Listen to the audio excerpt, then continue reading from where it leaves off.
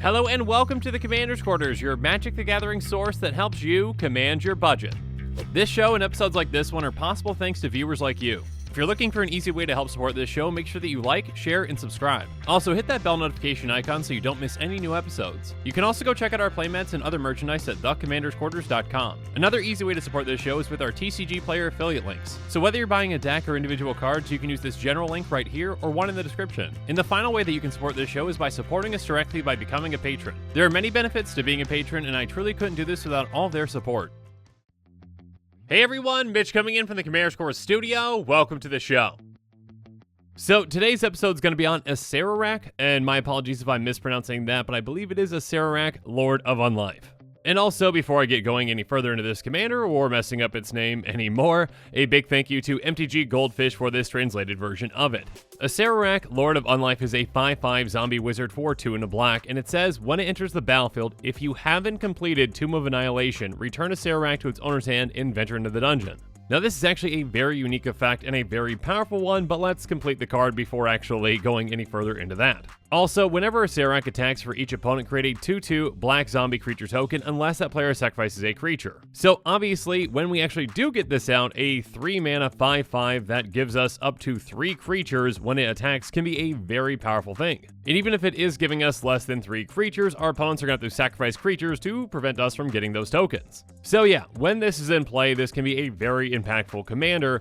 But the thing is, it's actually more impactful when it's kind of not in play. At first, that first part might seem kind of like a downside that you kind of have to work through to, actually get your commander in play. You've got to cast this a couple of times to actually venture further enough to complete that Tomb of Annihilation. But what this is really is just a repeatable cast commander that lets you just venture continuously.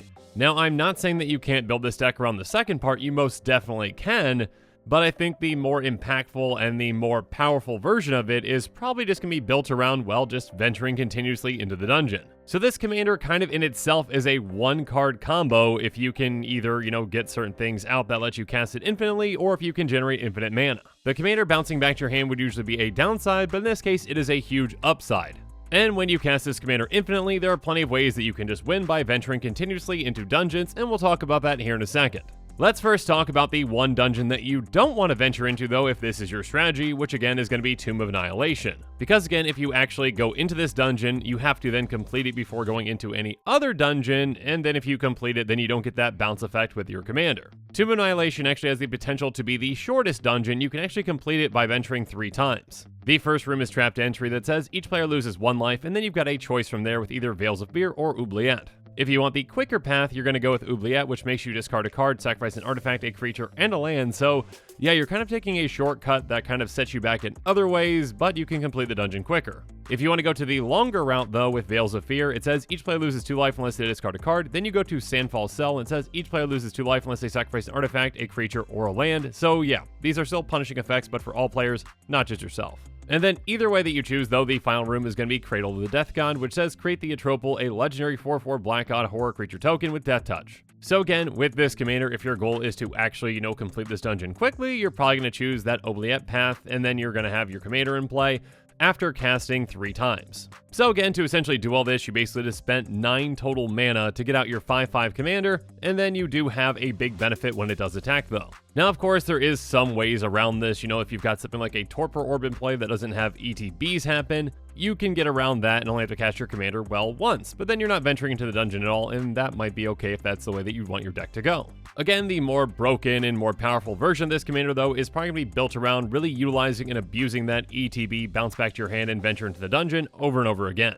And again, to do that, you've got to pick, any dungeon other than Tomb of Annihilation, so that would be either Lost Mine of Phandelver or Dungeon of the Mad Mage. Whereas Tomb of Annihilation can be quicker but does have a lot of downsides, Lost Mine of Phandelver and Dungeon of the Mad Mage are both ones that kind of give you more upside when you're going through them, though they might take longer. Lost Mine of Phandelver has Cave Entrance, which is Scry 1, and then it's either Goblin Lair or Mine Tunnels. You either get a 1/1 Goblin or you create a treasure token. If you got that Goblin token, you're going to be going to either the Storeroom or the Dark Pool. With the Storeroom, you put a ++1 counter on target creature, and with Dark Pool, each opponent loses 1 life and you gain 1 life. Or if you went into the Mine Tunnels, you can, yes, still go into the Dark Pool, or you can go to Fungi Cavern, which says target creature gets -4/-0 until your next turn. And then your final room is always Temple of Doomthorn, and you will be drawing a card. And then your other choice for a dungeon is Dungeon of the Mad Mage, which takes slightly longer to get through, but it does have kind of higher upside the further along you get into it. Yawning Portal says you gain 1 life, then the next is Dungeon Level, where you scry 1. Then you can choose between Goblin Bazaar and Twisted Caverns. If you go with the Goblin Bazaar, you get a treasure token. Twisted Cavern says target creature can't attack until your next turn. Lost Level is up next, where you scry 2, and then Runestone Cavern says exile the top 2 cards of your library, you may play them, or Muriel's Graveyard says create 2 1/1 black skeleton creature tokens. From there, you're going to be going to the Deep Mines, where you scry 3, and then finally, you've got the last room, which is Mad Wizard's Lair, and it says draw 3 cards and reveal them. You may cast one of them without paying its mana cost. So again, a bigger upside, but it's going to take longer to get through.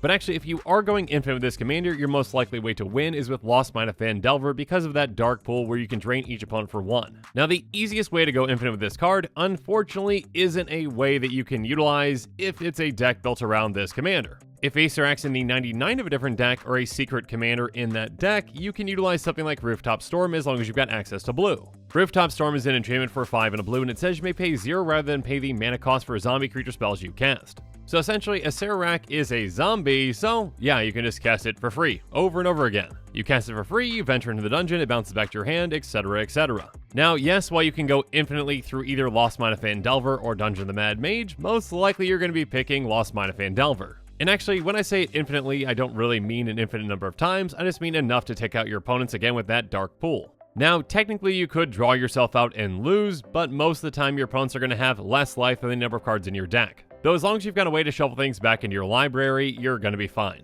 And if that's the case, then I'm sure you can find a way to win with Dungeon of the Mad Mage as well. Again, there are other ways to combo if Acererak is in the 99 of a deck with things like Morphon the Boundless and Ezroot Channeler. When Morphon comes into play, you basically either choose Zombie or Wizard, and then spells the chosen type you cast cost Wooburg less to cast, so it reduces the amount of colored mana that you pay on the spell, so yeah, basically you're just taking out the black in the spell. And then Ezroot Channeler says, creature spells you cast cost X less to cast for X the amount of life you've gained this turn, and you can tap it to gain 2 life. So this and many other ways can get rid of that generic cost. So maybe if you want to build a Morphon the Boundless deck with Acererak as the secret commander win condition, you can definitely do that. But if you're looking to build a mono-black deck just around Acererak, how exactly are we going to go infinite with this? Well, first off, there are actually quite a few ways that we can actually reduce that generic cost entirely or at least partially. The first card and the most fantastic out of all these is probably Heartless Summoning. It's an enchantment for 1 and a black, and it says creature spells you cast cost 2 less to cast, and creatures you control get -1/-1. So though this does shrink our creatures, including our commander, oh so slightly, that doesn't really matter. The fact that it reduces its cost by 2 is huge.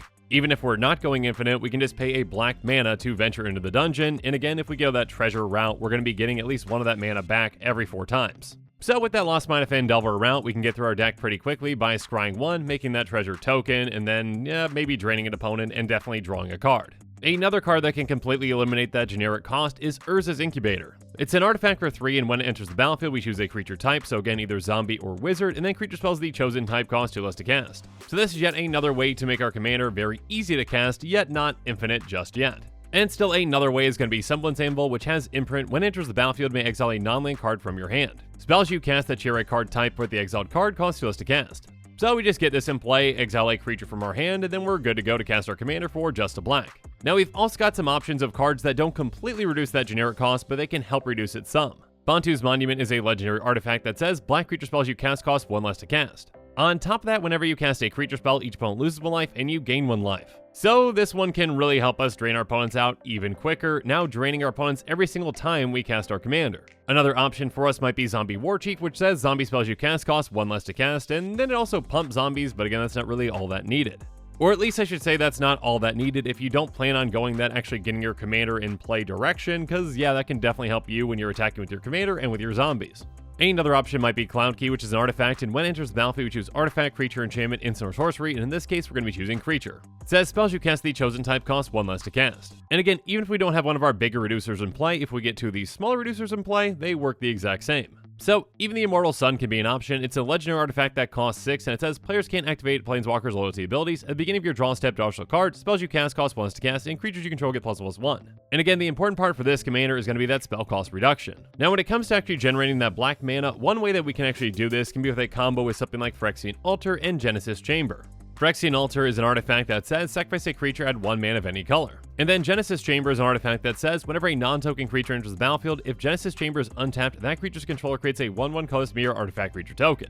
So we cast our commander, it enters the battlefield, Genesis Chamber triggers, and we get a 1/1 mirror. We venture into the dungeon, our commander bounces back to our hand, and we can sacrifice that mirror token with Phyrexian Altar for the black mana that we need. So again, in combination with generic mana reduction, we can go infinite with our commander, casting it as many times as we need to win. Regardless, again, this is a very unique and interesting commander that essentially just kind of combos by itself, being able to return it back to your hand and giving you a benefit when it comes into play. So you can either build this as a secret commander deck where you have it, in the 99 of another deck that has access to a card like Rooftop Storm, and you can just combo in that way.